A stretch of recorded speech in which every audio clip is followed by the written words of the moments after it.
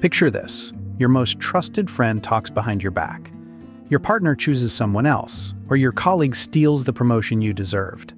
In that moment, you feel heartbroken, angry, betrayed. But here's the deeper question. After someone hurts you once, how long do you choose to hurt yourself? Welcome to The Awareness, and today we're exploring a life-changing truth. Most of the time, the initial hurt lasts only a moment, but we choose to extend that pain for months, years, even a lifetime. Viktor Frankl, a Holocaust survivor and psychologist, once said, "Between stimulus and response, there is a space. In that space is our power to choose our response. In our response lies our growth and our freedom." Today, we'll uncover why you've been trapped in pain that others created and how to reclaim control over your emotional life. Let's start with an uncomfortable truth. Most of the pain you're feeling right now is actually self-inflicted. I know that sounds harsh, but hear me out. When someone hurts you, the initial pain is real and valid. That's your emotional system working, telling you something's wrong. But what happens next, the endless rumination, the imaginary conversations, the what if I had scenarios, those are your choices. Dr. Aaron Beck, founder of cognitive behavioral therapy, discovered that our suffering rarely comes from events themselves, but from our interpretations of events and the stories we tell ourselves. Think about it. When your ex moved on with someone else, what actually hurt you? Was it the moment you saw them together? Or was it the months afterward when you imagined how happy they must be? Was it the fact that your friend betrayed you? Or was it replaying that scene over and over, analyzing every detail? That's the difference. The event happened, but the prolonged suffering is your choice. When someone hurts us, our first instinct usually isn't healing, it's revenge. We want payback.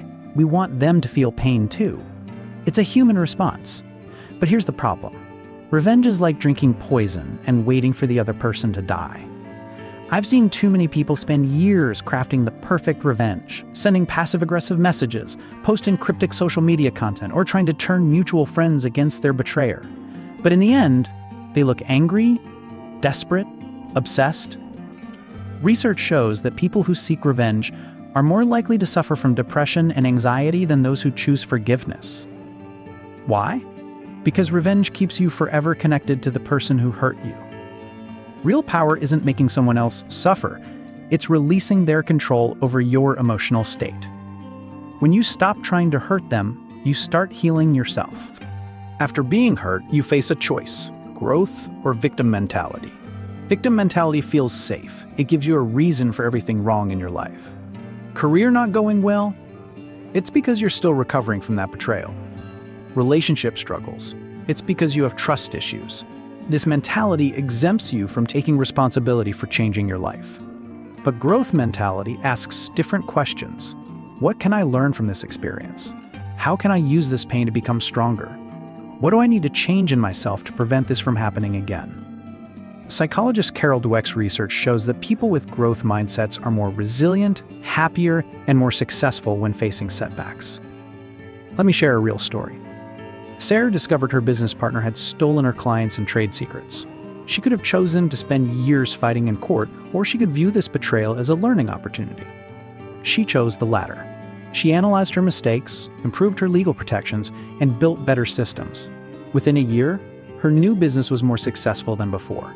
The betrayal became her greatest teacher. Here's a radical idea. Give your pain an expiration date.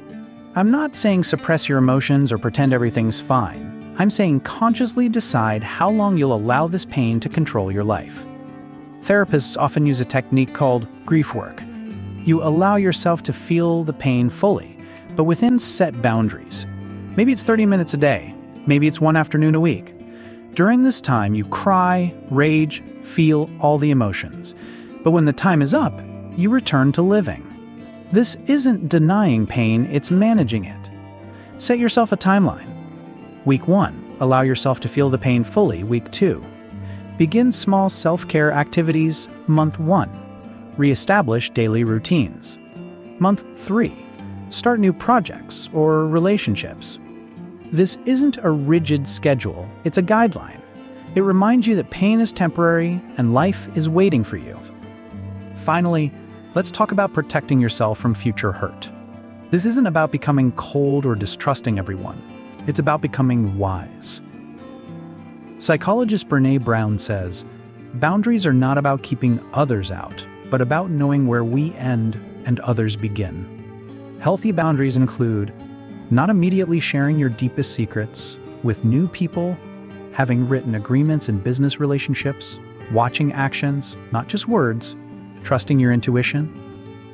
Remember, getting hurt once is unfortunate. Getting hurt the same way twice is a lack of boundaries. Your healing journey isn't about forgetting the pain or pretending it never happened. It's about integrating the experience, learning from it, and using it to create a stronger, wiser version of yourself. When someone hurts you, you have a choice. You can let that moment of pain define the rest of your life, or you can decide it's just one chapter in your story, not the whole book. The power is in your hands. How long will you choose to hurt yourself? If this video helped you, please like and subscribe to The Awareness for more content on emotional healing and personal growth. Tell me in the comments, what expiration date are you setting for your pain? Remember, someone else hurts you once, but how long you hurt yourself is entirely up to you.